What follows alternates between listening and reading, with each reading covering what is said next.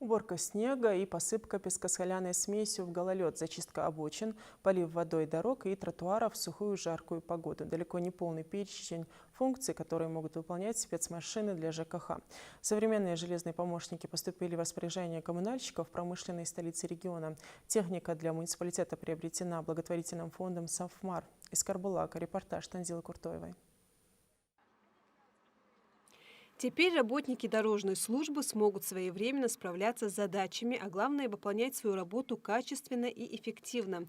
Очередную помощь от благотворительной организации «Совмар» получили коммунальные службы Карбулака. Администрации города фонд передал 2 единицы спецтехники. Многофункциональные КАМАЗы готовы приступить к уборке городских территорий. Сегодня мы получили 2 единицы коммунальной техники от известного мецената Михаила Саварбековича Гуцериева в дар.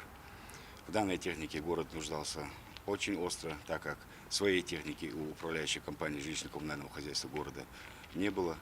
И, соответственно, процедура дарения заключалась в следующем. В городе известный уважаемый депутат Амаков Хусейн Магомедович обратился к главе Республики Ингушетия Махмуду Али Макшариповичу Калиматову с просьбой выделить для города коммунальную технику. Новые многофункциональные КАМАЗы предназначены для погрузки мусора, а также для полива дорог летом, а в зимний период для уборки снега. И не только. Работники жилищно-коммунальной службы города отмечают, что давно нуждались в подобной технике, которая выполняет множество задач. В связи с тем, что в городе не было такой техники раньше, сейчас, я думаю, заработаемся, будем работать.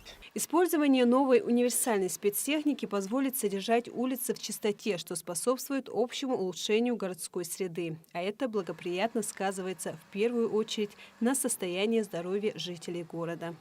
Танзила Куртоева, Муса Ильясов, Мадина Мардиева, Вести Ингушетия.